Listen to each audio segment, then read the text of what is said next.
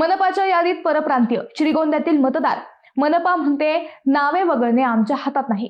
मनपाची निवडणूक लवकरच लागेल, पण त्याआधी महानगरपालिकेच्या प्रारूप मतदार यादीमध्ये शहरातील विविध हॉटेलमध्ये असलेल्या परप्रांतीय कामगारांची नावे समाविष्ट झाल्याची हरकत घेण्यात आली आहे. तसेच यादीमध्ये श्रीगोंदा मतदारसंघातील मतदारांच्या नावाचा समावेश असल्याची हरकत घेण्यात आली आहे. परंतु विधानसभा मतदारसंघाच्या मूळ यादीत असलेल्या मतदारांचे नाव वगळणे अथवा वाढवणे याबाबतचे कोणतेही अधिकार अहिल्यानगर महानगरपालिकेला नाहीत, असे महापालिका प्रशासनाच्या वतीने स्पष्ट करण्यात आले आहे. जी नावे शहर विधानसभा मतदारसंघाच्या यादीमध्ये आहेत, अशी नावे महानगरपालिकेच्या प्रारूप मतदार यादीमध्ये समाविष्ट झालेली आहेत. याबाबत पडताळणीचे अधिकार महानगरपालिकेला नाहीत. तसेच सदरची नावे महानगरपालिकेला वगळता येणार नाहीत.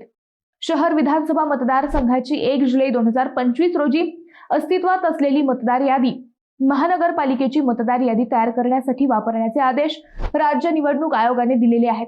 त्यामुळे 1 जुलै 2025 या दिनांकानंतर शहर विधानसभा मतदारसंघाच्या मतदार यादीमध्ये समाविष्ट झालेली नावे महानगरपालिकेच्या मतदार यादीत समाविष्ट होणार नाहीत, असेही मनपाने सांगितले आहे.